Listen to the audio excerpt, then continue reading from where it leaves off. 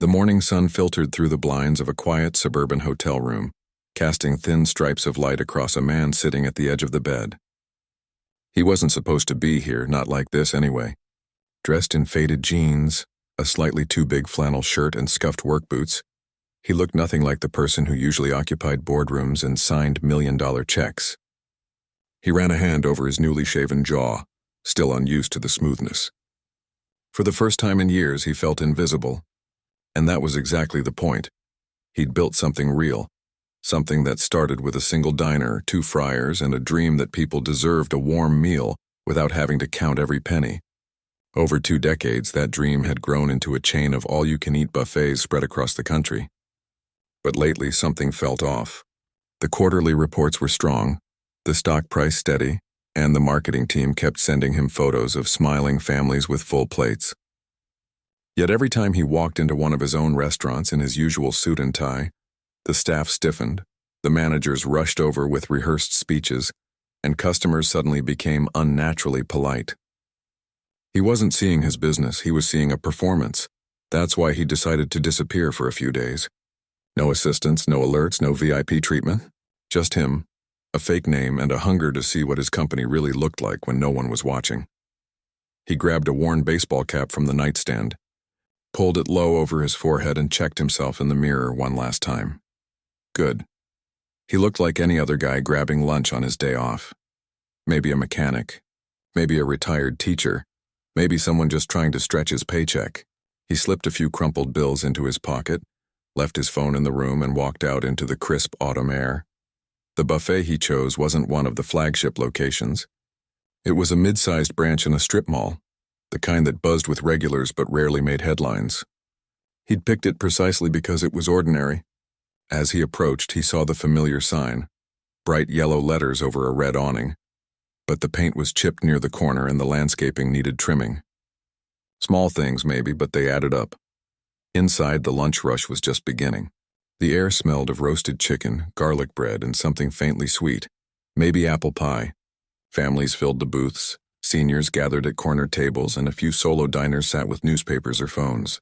He grabbed a tray and joined the line, keeping his eyes down, moving slowly like he had nowhere else to be. The food looked mostly fresh, though the steam table holding the mashed potatoes was running low, and the broccoli looked a little too soft.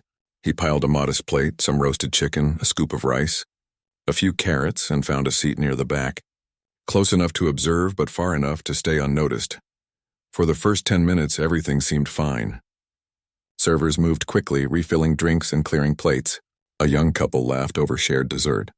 An older woman carefully wrapped leftovers in a napkin, tucking them into her purse with practiced ease. Then he saw him. Near the dessert station, an elderly man stood hesitantly, tray in hand. He was thin, with a slightly stooped posture and clothes that had seen better days. A faded cardigan, patched slacks, shoes worn at the heel. He glanced around as if unsure whether he was allowed to ask. Finally, he approached one of the servers, a young woman with a tight bun and a name tag that read, Tina. "Excuse me," the man said softly, voice barely above a whisper. "Would it be all right if I had a little more soup? The chicken noodle, if there's any left?" Tina didn't look up from her clipboard. "We're running low," she said flatly. "And it's almost time to refresh the line anyway." The man nodded quickly as if he'd expected that. "Oh, of course. I understand. Thank you anyway." But just as he turned to walk away, Tina muttered something under her breath, just loud enough for those nearby to hear. "Some people act like this is a shelter. All you can eat doesn't mean all you can take home." A few nearby staff members exchanged glances. No one laughed, but no one corrected her either. The elderly man kept walking, head slightly lower, and found a seat 2 tables down from the CEO. The CEO froze, fork halfway to his mouth. His chest tightened.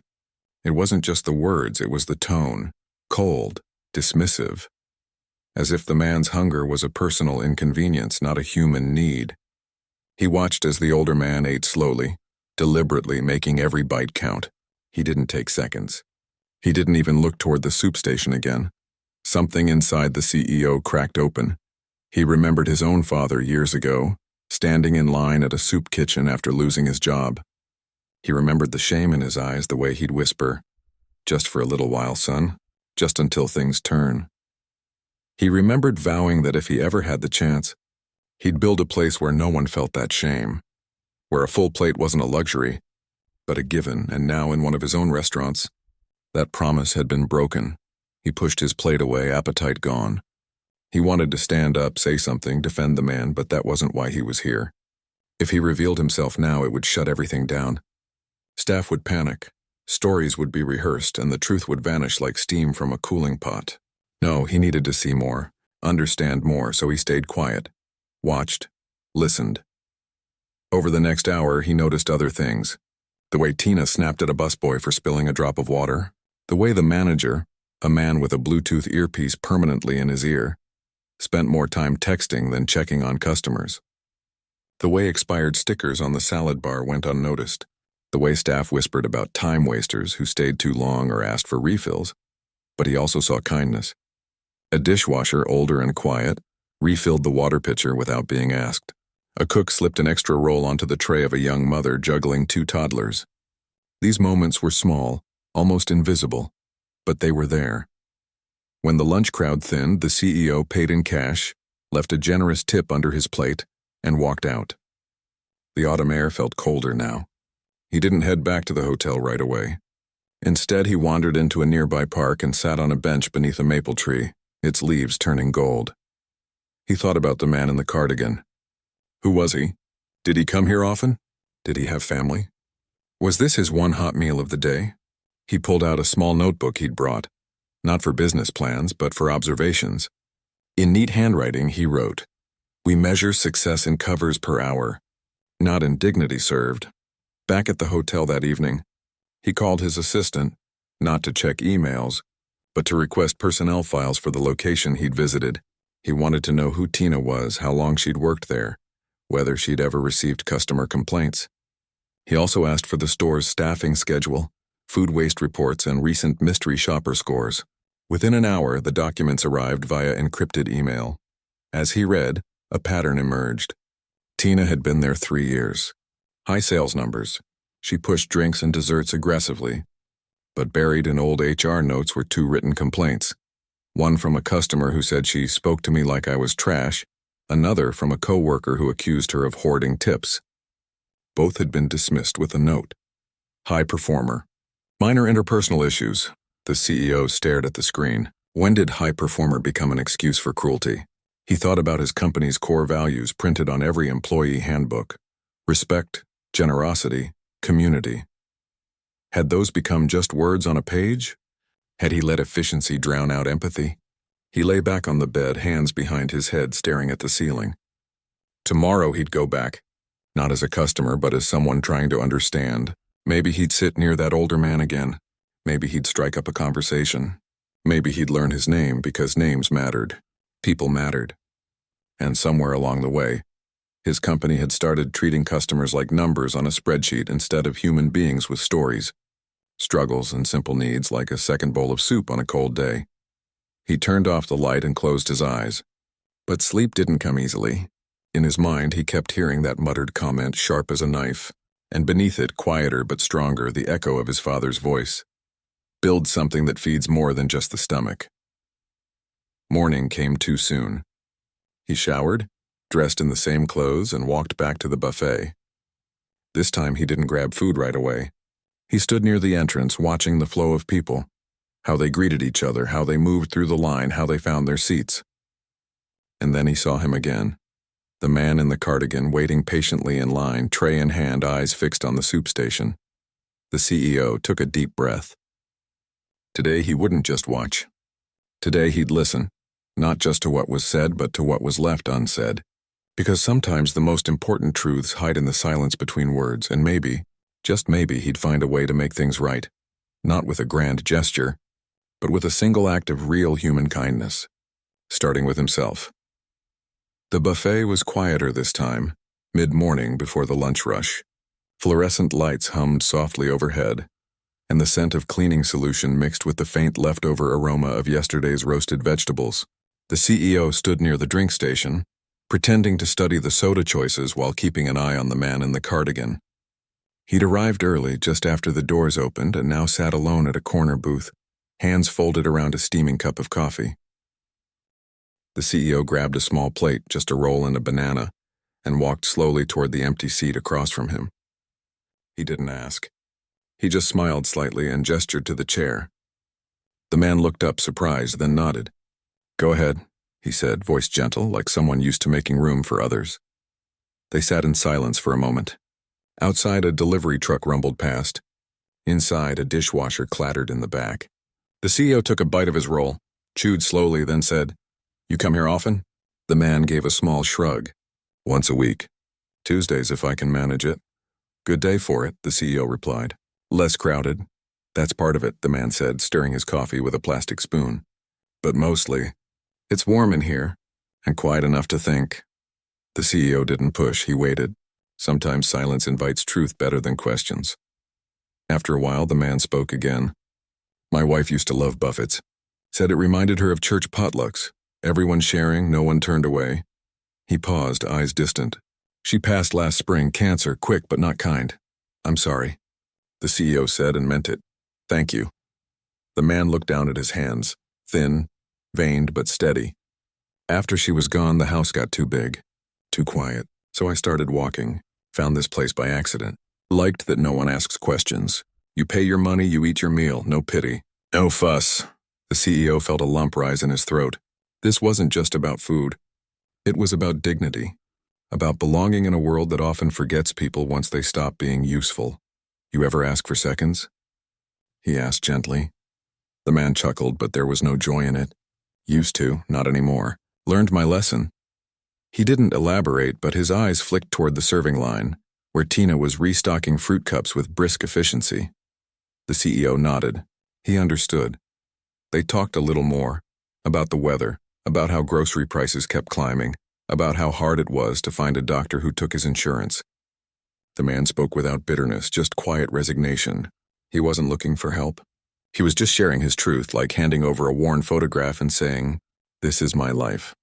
When the man finally stood to leave, carefully folding his napkin, placing his tray on the return cart, the CEO watched him walk out, shoulders slightly hunched against the wind. He felt a strange mix of admiration and shame. Admiration for the man's quiet strength. Shame that his own business had made him feel unwelcome. He stayed at the table long after the man was gone, watching the staff prepare for lunch. What he saw troubled him more than he expected. The salad bar had wilted lettuce at the bottom of the bin, hidden beneath fresh greens on top. The mac and cheese looked dry, its edges crusted from sitting too long under heat lamps. A young busboy tried to refill the bread basket, but the manager waved him off. "Wait till noon," he said. "Don't waste it. Waste it." As if bread was more valuable than hunger. Later, near the dessert station, the CEO overheard Tina coaching a new server. "Watch the ones who linger," she said, voice low but sharp. "Especially the old guys or the ones in ratty clothes. They'll drain your tip pool and take up space for paying customers." The new server looked uneasy. "But it's all you can eat, right?" "Technically," Tina said with a smirk. "But we're not running a charity. Management cares about turnover. Faster tables, more covers, bigger bonuses." The CEO's stomach turned. This wasn't just one bad employee. This was culture. And culture starts at the top. He spent the rest of the day moving through the restaurant like a ghost, sitting at different tables, listening to snippets of conversation, watching how staff treated different kinds of customers. A well-dressed couple got immediate refills and warm smiles. A mother with 3 kids was met with tight-lipped patience. A man in work boots who asked for extra gravy was told, "We're not a soup kitchen." But then there was Luis. Luis was the dishwasher, the quiet man the CEO had noticed the day before. He didn't speak much, but his eyes missed nothing. When the elderly man had been mocked, Luis had paused for just a second, jaw tightening. Later, when the man came back for coffee, Luis had quietly filled his cup without being asked. And when the man left his tray, Luis made sure it was cleared gently, not tossed like trash. During a lull in the kitchen, the CEO lingered near the dish station, pretending to wait for a refill. Luis nodded politely but didn't engage until the CEO said, "You've got a good eye for people." Luis looked surprised. "Just doing my job," he said in accented English. "Most people think your job is washing plates," the CEO said softly.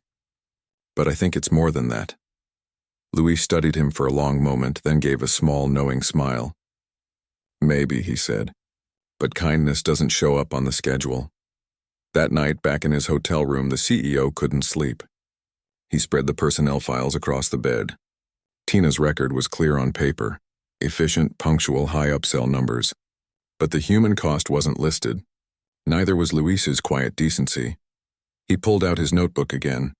This time he wrote, "We reward speed, not soul." He thought about the retired teacher, the man who came for warmth as much as food. He thought about Luis, who saw people when others only saw problems. And he thought about himself, sitting in boardrooms while his values eroded one policy at a time. The next morning, he returned to the buffet again. This time he didn't sit near the back. He chose a table right in the middle where he could see everything. And he watched as the elderly man walked in. Same cardigan, same careful steps. But something was different. As the man approached the soup station, Tina was there, arms crossed. "We're out," she said before he even asked. The man nodded quickly. "Oh, of course," but then Luis appeared holding a small pot. "I saved some," he said quietly, ladling a generous portion into the man's bowl. "Fresh batch. From this morning." Tina shot Luis a look, but he didn't flinch. He just handed the bowl to the man with a nod. The CEO's chest swelled. Not with anger this time, but with hope. After the man sat down, the CEO walked over. "Mind if I join you again?" The man smiled faintly. "Company's nice." They ate in comfortable silence for a while. Then the man said, "You're not from around here, are you?" "No," the CEO admitted. "But I've been thinking a lot about this place, and why's that?" "Because it used to mean something," the CEO said carefully. "And I think it's forgotten." The man looked at him, really looked at him, as if seeing past the flannel shirt and baseball cap. "Places don't forget," he said softly. "People do." Those words stayed with the CEO all day. People do. That afternoon he called his head of operations. Not to complain, not to fire anyone yet, but to ask a question. When did we stop training our teams to see people and start training them to see profit per seat? The silence on the other end said everything. He knew what he had to do. But it wouldn't be enough to fire one server or rewrite a policy. Real change had to come from the inside, from leadership that remembered why they started in the first place.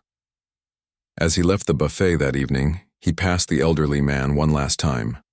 They didn't speak. Just a nod. A silent understanding. The CEO walked back to his hotel under a sky streaked with orange and purple. He wasn't just a businessman anymore.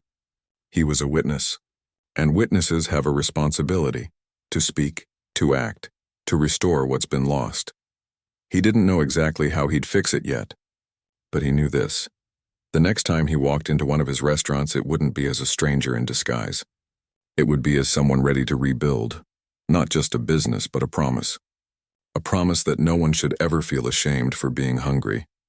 The third morning dawned gray and damp, the kind of day that makes you want to stay under the covers. But the CEO was already up, pacing the small hotel room with a cup of too-strong coffee in hand. He hadn't slept much. The words from the retired teacher kept circling in his mind. Places don't forget. People do. He kept thinking about Luis too, the quiet dishwasher who'd saved soup not because he had to, but because it was the right thing to do. That small act of decency had lit something inside him, like a pilot light flickering back to life. He knew today would be his last day undercover. After this, he'd have to step back into his real role, the one with the title, the office, the responsibility. But before he did, he needed to see the full picture. Not just the cruelty, not just the kindness, but everything in between. The messy, complicated truth of how his company actually ran when no one was watching. He arrived at the buffet just after opening. The morning crew was setting up, wiping tables, filling condiment dispensers, turning on the warming trays. The air smelled of bleach and yesterday's grease, not yet covered by the comforting sense of lunch. He took a seat near the window, ordered black coffee, and watched. Tina was already there, barking orders at a new busboy who'd stacked the clean glasses unevenly. "Do it again," she snapped. Customers notice. And when they notice, they complain. And when they complain, my numbers drop. The boy nodded quickly, eyes down, and redid the stack with trembling hands. But then Luis walked in. carrying a crate of clean silverware. He didn't say anything to Tina, just gave the busboy a quiet nod as he passed. That small gesture seemed to steady the boy. He stood a little straighter. The CEO sipped his coffee, thinking. It wasn't that Tina was evil. She was just trained to see customers as metrics, staff as cogs, and kindness as wasted time. And who had trained her? Him. Indirectly, through every spreadsheet that prioritized speed over service, every bonus tied to upsells instead of empathy. A little after 10, the first real customers trickled in, an elderly couple sharing a newspaper, a young man in paint-splattered jeans grabbing a quick bite before his next job. The CEO watched how Tina greeted the couple with a tight smile, but ignored the worker until he asked twice for a refill. Luis, meanwhile, made sure both got fresh napkins and clean forks without being asked. Then, just before lunch, the retired teacher walked in. He moved slower today, leaning slightly on a cane he hadn't used before. The CEO's chest tightened. He wanted to stand to offer help, but he stayed seated. This wasn't his story to interrupt. The man made his way to the coffee station. Tina was nearby, counting straws. She didn't look up. But Luis did. He stepped over, poured a cup, added a splash of cream, just the way the man liked it, the CEO remembered, and handed it to him with a soft, "Good morning." The man smiled. "Thank you, my friend." No one else seemed to notice the exchange. But the CEO did, and in that moment he realized something important. Culture isn't built in boardrooms. It's built in these tiny, everyday choices, like pouring coffee for someone who's had a hard week or choosing not to. He spent the lunch rush observing the rhythm of the place. Families came and went. Servers hustled. Dishes piled up. And through it all, Luis moved like a quiet current, filling water glasses, picking up dropped utensils, once even helping a toddler reach the ice cream scoop when her parents were distracted. No fanfare, no expectation of thanks, just steady, human care. Later, during a lull, the CEO wandered toward the kitchen entrance under the pretense of asking for more napkins. He lingered near the swinging door, listening. Inside, Tina was talking to the shift supervisor, the man with the Bluetooth earpiece. "We've got to crack down on the regulars," she said. "Especially that old guy in the cardigan. He's here every Tuesday, eats like a bird, stays forever. He's killing our table turnover." The supervisor grunted. "I know, but corporate says customer retention is key. Can't just kick people out." "We don't have to kick him out," Tina said. "Just make it less comfortable.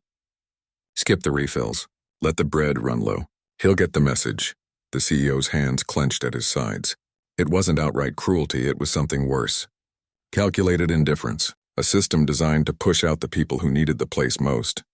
But then Luis's voice cut in, calm but firm. "He pays his money." "Same as anyone," Tina scoffed. "Yeah, but he doesn't tip. And he takes up space better used for parties of 4. "He's alone," Luis said simply. "Alone doesn't mean invisible." Silence followed. The CEO could almost picture Tina rolling her eyes, the supervisor checking his phone, Luis going back to his station without another word. But the truth had been spoken, and once truth is spoken, it can't be unheard. That afternoon, the CEO didn't return to the hotel. Instead, he walked to a nearby diner, a small family-run place with checkered tablecloths and handwritten specials on a chalkboard. He ordered pie and coffee and sat by the window watching the world go by. He thought about his father again. How he'd worked double shifts after losing his job. How he'd never complained. How he'd always said, "As long as we've got food on the table and love in the house, we're rich." The CEO had built his first diner to honor that spirit, to create a place where anyone, no matter their wallet, could sit down and feel like they belonged. Somewhere along the way, he'd let that vision get buried under profit margins and performance reviews. He pulled out his notebook. This time, he didn't write about policies or personnel. He wrote, "We forgot that hunger isn't just in the stomach. Sometimes it's in the heart." Back at the buffet that evening, his last night undercover, he didn't sit at a table. He stood near the entrance watching people leave. A young couple holding hands, a group of teenagers laughing over dessert, the retired teacher walking slowly toward the bus stop, cane tapping softly on the pavement. And then he saw Luis clocking out, pulling on a worn jacket. On impulse, the CEO followed him. Not closely, just enough to see where he went. Luis walked 3 blocks to a modest apartment complex, climbed the stairs to the second floor, and knocked on a door. An older woman answered, smiling. She hugged him tightly. A child's voice called from inside. Luis stepped in and the door closed behind him. The CEO stood on the sidewalk for a long time. He didn't need to know the details. He could guess maybe Luis's mother, maybe his sister, maybe someone he was helping. What mattered was this. Luis carried kindness not just to work, but home. It wasn't a performance. It was who he was. That night, in the quiet of his hotel room, the CEO made a decision. He wouldn't just fix the problems he'd seen. He'd rebuild the foundation, not with memos or mandates, but with meaning. He called his assistant again. "Cancel my meetings for the next week," he said. "I'm coming back, and I need you to gather every store manager, every regional lead, every training coordinator. I want them all in one room. No excuses." He paused, then added, "And find out everything you can about Luis. Not for punishment, for recognition." He hung up and stared out the window at the city lights. Tomorrow he'd walk into that buffet not as a stranger, but as the person responsible. He'd look Tina in the eye, not with anger, but with sorrow. He'd thank Luis, not with a bonus, but with respect. And he'd make sure the retired teacher never had to wonder if he was welcome again, because businesses don't fail when profits dip. They fail when they lose their soul, and his? It was still there, faint maybe, but flickering, waiting to be fed. He packed his few belongings, folded the flannel shirt he'd worn for 3 days, and placed his baseball cap on the nightstand. The disguise was done. The real work was about to begin. As he turned off the light, he thought of the empty chair at the buffet, the one the retired teacher always sat in. Soon he'd make sure that chair meant something, not just a place to sit, but a promise. You belong here. And this time he'd keep it. The morning air was crisp, sharp with the kind of clarity that comes after days of uncertainty. The CEO stood outside the buffet, not in faded jeans and a baseball cap, but in a simple dark sweater and clean slacks, clothes that said, "I belong here," without shouting it. He didn't walk in with fanfare. No entourage, no announcement. Just him, a quiet breath and the weight of everything he'd seen. Inside, the lunch rush hadn't started yet. Staff milled about, resetting tables, filling ice bins, laughing over the last of the morning coffee. Tina was at the register, counting the till. Luis was in the back, already washing the first wave of breakfast dishes. The retired teacher wasn't there yet, but his usual booth sat empty, waiting. The CEO stepped inside. At first, no one noticed. Then a busboy froze mid-wipe. A server dropped a stack of menus. Tina looked up and her face went pale. He didn't smile, didn't scowl. He just walked to the center of the dining room and said calmly, "Could I have everyone's attention for a moment?" Voices hushed. Feet shuffled. Within 30 seconds, every employee, servers, cooks, dishwashers, the shift supervisor with his Bluetooth still blinking in his ear, stood in a loose half circle. Eyes wide, hearts pounding. "I've been here," the CEO began, "for the past 3 days. Not as your boss, as a customer, as someone who wanted to see what this place really feels like when no one's watching." A few exchanged nervous glances. Tina looked at the floor. "I saw things that made me proud," he continued, "and things that made me ashamed." He paused. Let the words settle. "I saw someone mocked for being hungry. I saw staff told to make certain customers feel less comfortable, so they'd leave faster. I saw expired food hidden under fresh and kindness treated like a waste of time." His voice didn't rise. It didn't need to. The silence in the room was heavy enough. "But I also saw something else," he said, softer now. "I saw someone pour coffee for a man who'd lost his wife. I saw someone help a child reach the ice cream. I saw dignity offered quietly, without expectation. That is the soul of this place, and we've let it get buried." He turned slightly, looking directly at Tina. She flinched but didn't look away. "You're good at your job," he said. "You're fast, you're efficient, you drive sales. But somewhere along the way, you forgot that this isn't just a business. It's a table. And at this table, everyone deserves to be treated like they matter." Tina's eyes filled, but she didn't cry, just nodded once tightly. "You're suspended for 1 week," he said. "Not as punishment, but as a chance to reflect. When you come back, you'll go through a new training program. Not on upselling, on empathy, on seeing people, not just plates. Then he turned to the shift supervisor. You knew what was happening. You didn't stop it. You'll be reassigned to a support role in operations, away from direct customer service, until you can prove you understand what this company stands for.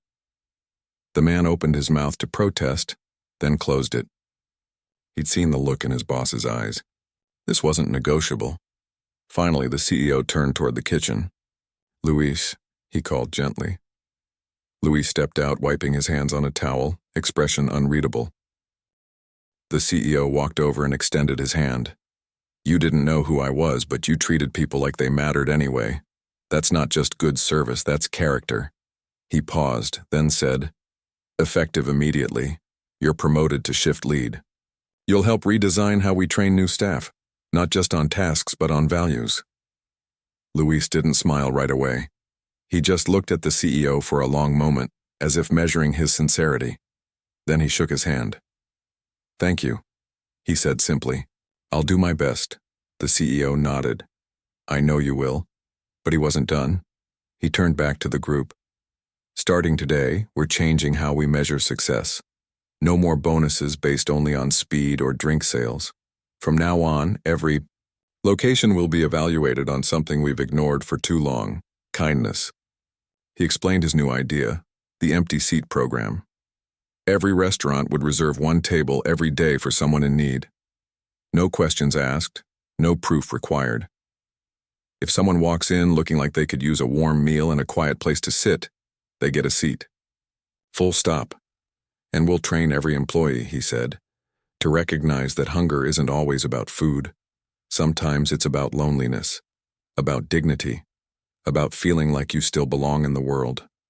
A young server raised her hand timidly. What if someone abuses it, takes advantage? The CEO didn't hesitate. Then we've fed someone who needed it. That's not abuse. That's the point. He looked around the room.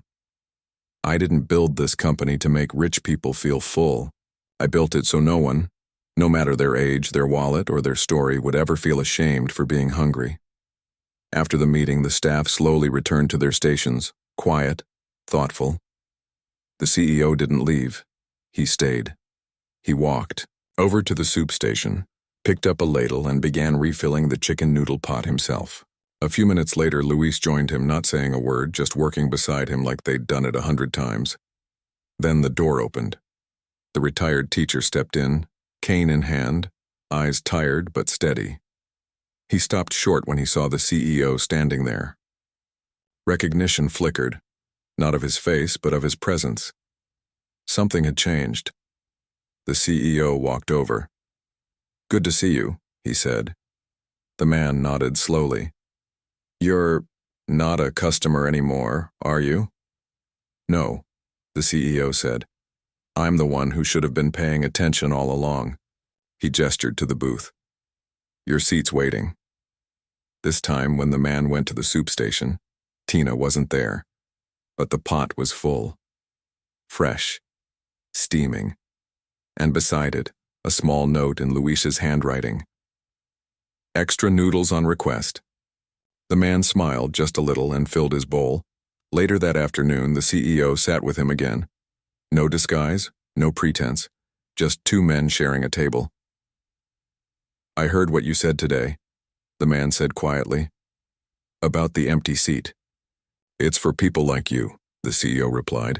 People who deserve more than a meal, they deserve respect. The man looked down at his hands, then back up. You know, I used to teach history. Told my students that civilizations aren't judged by their wealth or their buildings, but by how they treat the least among them. He paused. Maybe your company's about to write a better chapter.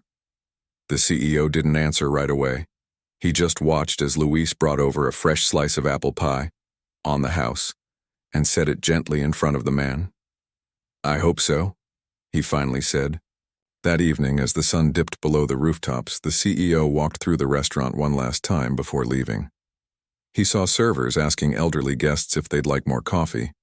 He saw a cook pack extra bread for a mother with tired eyes. He saw Tina still on duty during her notice period, quietly refilling a water glass for a man in worn shoes. No eye roll, no sigh. Change wouldn't happen overnight. But it had begun. Back in his car, he didn't call his assistant. He didn't check emails. He just sat for a moment watching the lights of the buffet glow against the twilight. It looked different now. Not just a business. A promise. Being kept. And for the first time in years, he felt like he was exactly where he was supposed to be. 6 weeks had passed since the CEO walked into the buffet not as a stranger, but as himself. The air outside was colder now, the trees bare, and the streets lined with the quiet hush of early winter.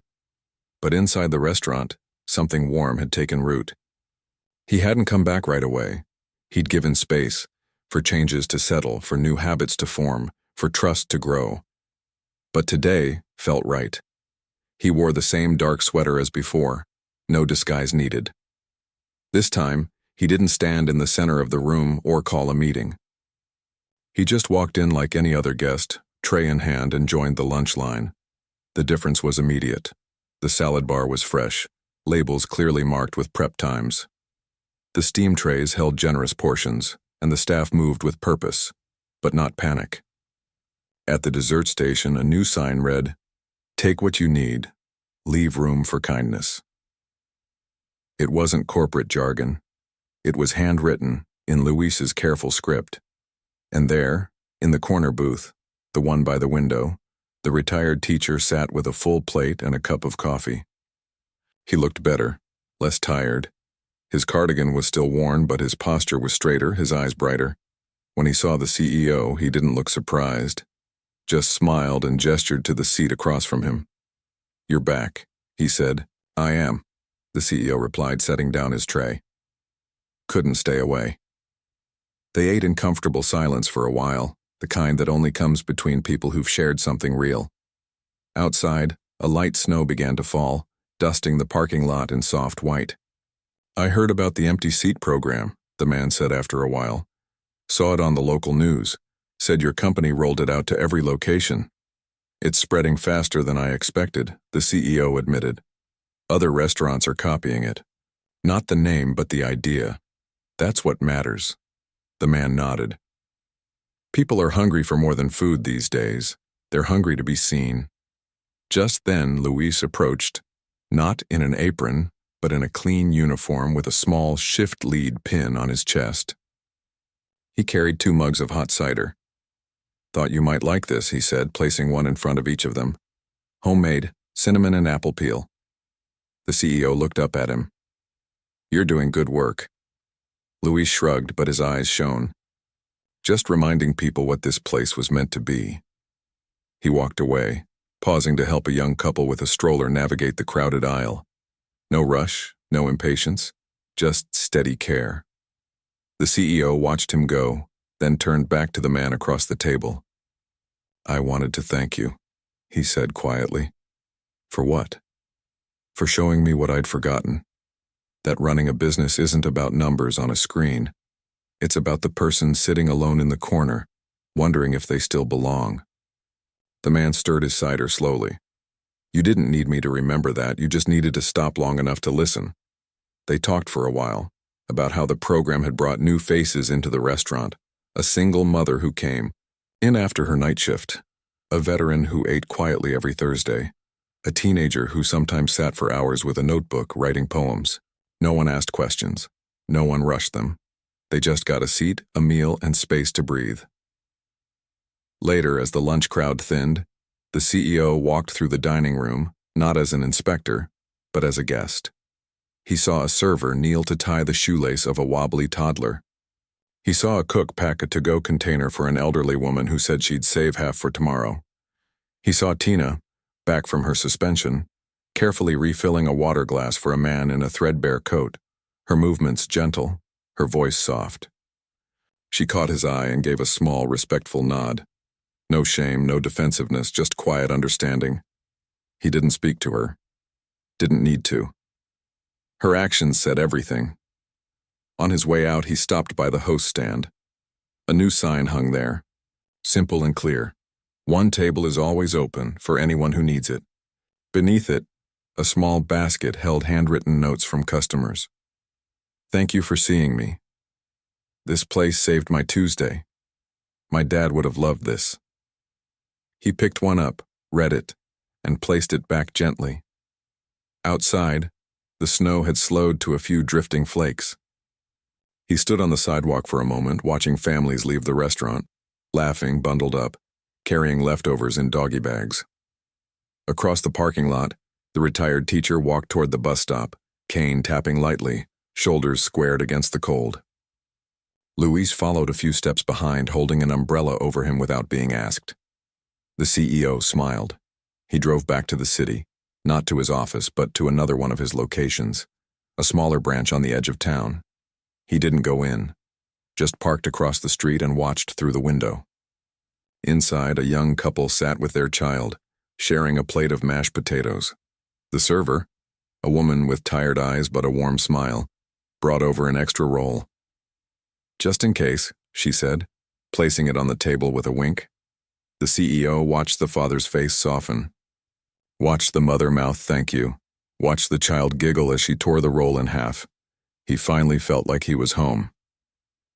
Back at headquarters the next day, he called a company-wide meeting, not over video, but in person, with every regional manager, trainer, and store lead gathered in the main conference room. No slides, no spreadsheets, just him, standing at the front holding a single paper plate. I used to think success was measured in revenue, he said. Now I know it's measured in moments like this. He told them about the retired teacher, about Luis, about the empty seat, about the quiet dignity of a hot meal offered without judgment. We're not just feeding bodies, he said. We're feeding hope, and that's worth more than any quarterly report. After,